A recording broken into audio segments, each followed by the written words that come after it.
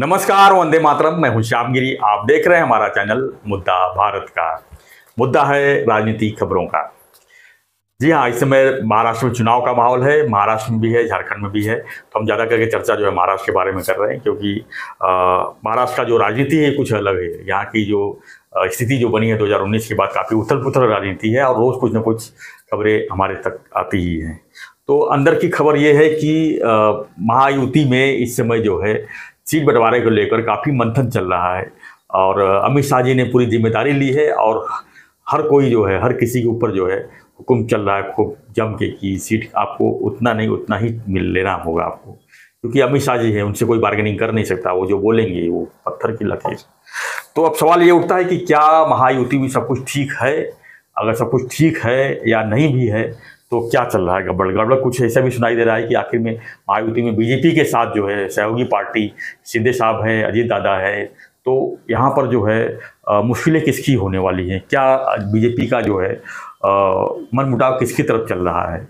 क्योंकि शिंदे साहब भी जिस तरह से मुख्यमंत्री का पद लिए और जिस तरह से सबको ऐसा लग रहा था कि वो खाली रिमोट के ऊपर काम करेंगे, यानी फडणवीस जी उनके ऊपर हावी रहेंगे, फडणवीस जी जो ऐसा कहेंगे वैसा ही होगा, लेकिन ऐसा कुछ नहीं हुआ।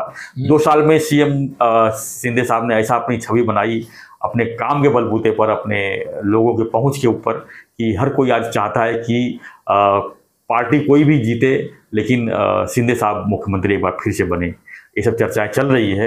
तो क्या ये ऐसा तो नहीं है कि बीजेपी इस समय अजीत दादा को छोड़ दो, शिंदे साहब के साथ कुछ गड़बड़ कर सकती है?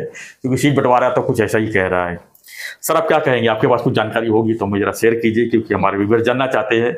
चर्चाएं खूब हो रही हैं, कमेंट्स में भी काफ़ी लोग पूछ रहे हैं कि शिंदे साहब ही सीएम बनना चाहिए, क्योंकि काम ऐसा उन्होंने किया है, काम का उन्होंने गारंटी देकर काम किया है और लोगों ने देखा भी है। तो क्या लग रहा है आपको कि सब कुछ ठीक है? सर, क्या है ना, उनके एक प्रवक्ता है, भाजपा के अधिकृत प्रवक्ता है अवधूत वाघ करके जी। तो अभी उनका टीवी पे एक ना, मैं भी उनका कई बार इंटरव्यू लिया हूँ। उनका मैंने कई बार इंटरव्यू लिया। वाघ का? जी जी। अच्छा, तो क्या थोड़ा सर्किट है क्या सीधे आदमी? सर्किट तो नहीं लग रहा, लेकिन काफी सुलझे हुए हैं, एजेड है। और एजेड क्या? नहीं, हाँ, मेरे को लगा 30-40 के। नहीं 50 प्लस हैं, 55 प्लस हैं। अच्छा, हाँ, मेरे को अभी घाटकोपर में बिकरौली में रहते हैं वो, उनका ऑफिस भी है, अच्छा है सब। और बीजेपी में उनका है पहुंच अच्छा खासा। अच्छा, हाँ, तो वो जो बोलते हैं वो बीजेपी के अंदर की आवाज होती है, ऐसा आपको लगता है? क्योंकि अगर वो अंदर की आवाज है जी, तो जो मैं बोल रहा हूँ वही सच है। क्योंकि अभी उन्होंने बोला कि शिंदे साहब को मुख्यमंत्री पद दिया, उनको खासदार दिए, आमदार दिए, लोक प्रतिनिधि दिए, महामंडल दिए, फिर स्थानिक स्वराज्य संस्था में भी प्रॉमिस किया है कि उनको हिसाब बराबर दे दिया जाएगा।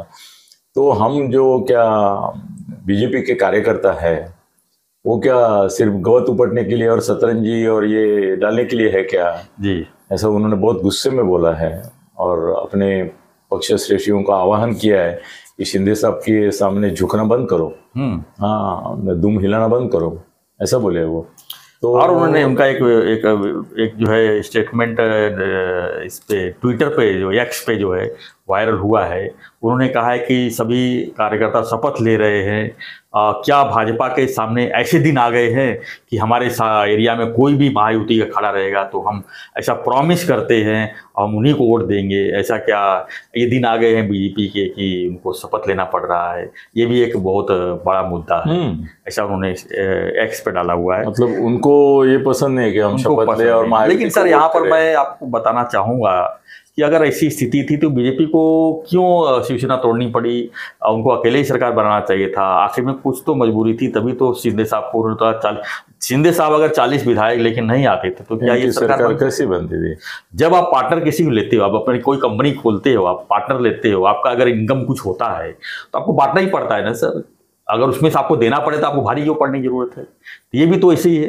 ये कृतज्ञता है, ये अवधूत वाघ और उसकी लॉबी जो कर रही है, वो कृतज्ञता है। ये नुकसान कर रही है। मैं इसका साक्षी हूँ कि 1 साल भर फडणवीस उनके पीछे लगे थे, 1 साल कि भाई आ जाओ आ जाओ आ जाओ, और वो 1 साल तक नहीं आए जी। उनको भरोसा नहीं था बीजेपी का कि ये बाद में क्या करेंगे क्या नहीं करेंगे, इसके लिए वो रुके हुए थे। अभी ऐसा बोलना ठीक नहीं है। कोरोना की वजह से सर 2.5 साल उसके रुकना बाद पड़ की गया बात कर रहा हूँ मैं, बात की बात कर रहा हूँ। फडणवीस साहब को मालूम था कि मेरे एकनाथ जी दोस्त है, तो मुझे वो एक बार बोले, मैं तो पत्रकार हूँ मित्र हूँ, बाकी कुछ नहीं है, मैं ऐसा कोई बड़ा नेता नहीं हूँ। मुझे बोले कि अरे एकनाथ जी आपके इतने दोस्त हैं, उनको बोलते क्यों नहीं, साहस करो, आ जाओ बाहर, जितने कम पड़ेंगे मैं दूंगा। उनके पास 20 है तो 20 लेके आओ, मैं बाकी के बचे ऐसा भी कहा जाता है कि 40 शिंदे साहब के साथ आए हैं, 20 उनके कहने से आए हैं, 20 फडणवीस के कहने से आए हैं। नहीं सच है, सच है, सच है। तो ऐसा है कि वो नहीं आते तो इनकी सरकार नहीं बनती थी, और अब तक ये जेल में जा चुके होते सर। महागठी की सरकार तो बाद में भी जाने वाले थे, जाने वाले है अगर नई महायुति की सरकार लाते हैं तो, मगर अभी तो पक्का अंदर होते थे, गिरीश महाजन होते थे, ये होते थे, फडणवीस के सामने तो पूरा साजिश रची रश्मि शुक्ला होती थी, आशीष शेलार होता था, तुम्हारा गिरीश महाजन होता था, प्रवीण दरेकर होता था, ये सब जेल में ही होते थे।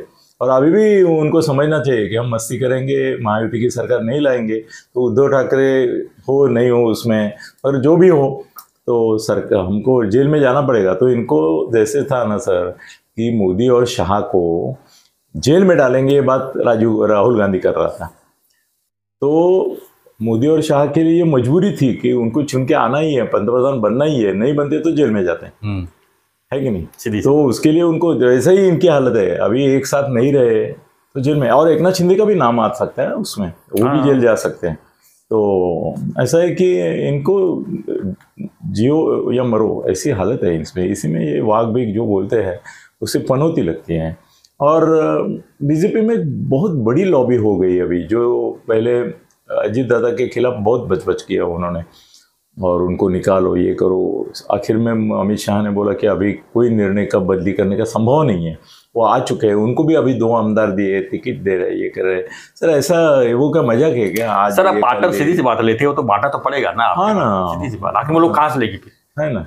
वो तो अकेले चुनाव लड़ेंगे नहीं, आपके साथ ही लड़ेंगे। तो आपको तो उनका वोटर्स अगर आपको वोट देता है तो पार्टनरशिप में तो समझौता करना ही पड़ता है। और एकनाथ शिंदे भी मजबूत नेता है, और वो क्या ऐसा है ना, उनको अजीत दादा से इतना शिकायत है, मगर अजीत दादा उनको शह नहीं देते हैं। शिंदे बड़े निर्धारी नेता है, वो किसी की सुनते नहीं है, मानते नहीं है। वो शुरू में फडणवीस ने उनका हाथ का माइक छीना, ये किया, वो बोलने लगते थे, ये घुस के बोलने लगते थे वगैरह। अभी उनको मालूम हो गया कि एकनाथ शिंदे है, वो ऐसी दादागिरी किसी के सहन नहीं करेंगे। तो फडणवीस भी अभी थोड़ा सबड्यूड है। अभी तो उनके बीच में ये भी कॉम्प्रोमाइज हुआ है, ऐसे मेरी जानकारी है कि महायुति का चेहरा रहेंगे फडणवीस, और महाराष्ट्र सरकार का आज का और कल के सरकार का चेहरा रहेंगे एकनाथ शिंदे।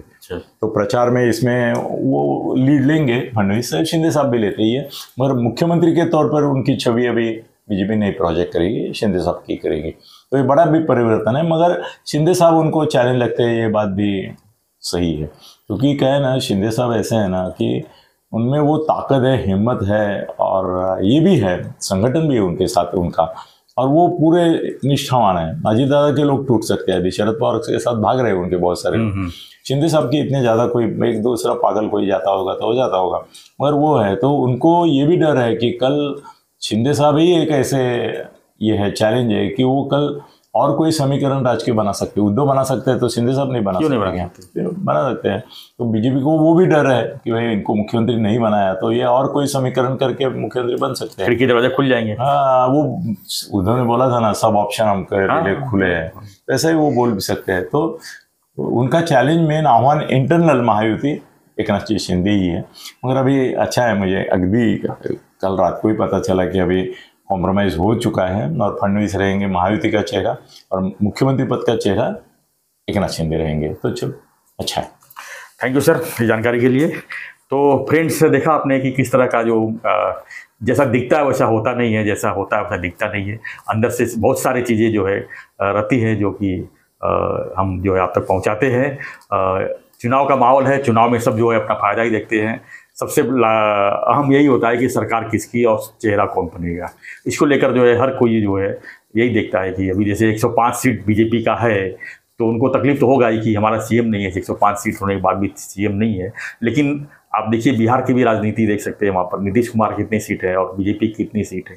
तो कॉम्प्रोमाइज नाम की भी चीज़ कुछ होती है, जो कि जैसे बिजनेस करना ही पड़ता है पॉलिटिक्स में, वैसे राजनीति है। राजनीति में बहुत कुछ है। अभी जैसे कि 40 सीट है शिंदे साहब का, अगर वो लेके चले जाएंगे तो फिर वैसे ही महाअघाड़ी जैसे था वैसे ही हो जाएगी। तो कुछ न कुछ ऐसे होते रहते हैं, और इसके लिए जो है कार्यकर्ताओं को थोड़ा सा संयम बरतने की जरूरत है, और उनको सबसे पहले नेताओं को भी उनको डोज देना चाहिए। और सबसे बड़ी बात यह है कि आज की तरह समय में 1 महीना चुनाव का समय है, खाली ऐसे समय में एक तरह का बयानबाजी करके जो है अपना ही नुकसान करने से अवधूत वाघ जो है वो क्या सर्किट है क्या? तो ऐसी बयानबाजी देने की बजाय जो है अपने संगठन को मजबूत करने में समय बताना चाहिए, और खासकर वोटरों की तरफ जो है ध्यान देना चाहिए। जो वोट देते नहीं है उनको वोट सेंटर तक लाने की जिम्मेदारी जो है कार्यकर्ताओं को करनी चाहिए, ना कि इस तरह बयानबाजी करके अपने ही लोगों का। सर एक मुद्दे पर हम वीडियो करेंगे, अभी ये जो सब चर्चा चल रही है उसमें हिंदुत्व की बातें नहीं कोई कर रहा। हाँ करेंगे इसके ऊपर कल परसों जबकि हिंदुत्व की बात उठी थी अभी, जब हरियाणा चुनाव का रिजल्ट आया था तो ऐसा लग रहा था कि हिंदू एकजुट हो रहे हैं और उनकी ताकत बढ़ रही है। महाराष्ट्र में ऐसा कुछ दिखाई नहीं दिया। महाराष्ट्र में भी होने की जरूरत है। तो एक सूचना भी देना था आपको कि अभी रेलवे ने एक आज जो है एक अनाउंसमेंट किया है। पहले हम जब रिजर्वेशन काउंटर जाते थे 4 महीना पहले टिकट निकालना पड़ता था, तो रिजर्वेशन ओपन हो जाती है 4 महीना पहले। अब 2 महीना कर दिया गया है उसको। ये जानकारी आप तक पहुंचाना बहुत जरूरी था। क्योंकि नहीं, लोगों को जैसा कि प्लान नहीं कर पाते, 4 महीना पहले आपको जाना है, इतना प्लान इंडिया में नहीं हो सकता, 4 दिन पहले भी नहीं होता। और दूसरी बात, आपका पैसा 4 महीना फंसा हुआ है टिकट का, तो कितने करोड़ों रुपया जो है रेलवे के पास पड़ा हुआ है, और उसमें काफी मुश्किलें होती थी। तो आपकी सुविधा के लिए अब जो है 2 महीना पहले ही आपको रिजर्वेशन कराना हो गया, यानी 4 महीने के बदले 2 महीना हो गया। ये जानकारी आपको पहुंचाना बहुत जरूरी था, क्योंकि आज ही इसका अनाउंसमेंट रेलवे ने किया है और ये मुद्दे की बात है। ये उत्तर भारतीय मित्र है ना मेरे, हमको रेलवे से बहुत लगाव रहता है।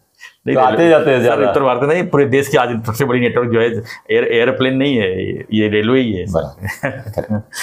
तो फ्रेंड्स, ऐसी खबरों के लिए, महाराष्ट्र के चुनाव के लिए बने रहिए हमारे साथ, देखते रहिए हमारा चैनल मुद्दा भारत का। चैनल को लाइक, शेयर और सब्सक्राइब जरूर करें। धन्यवाद। जय हिंद, जय महाराष्ट्र, जय श्री राम।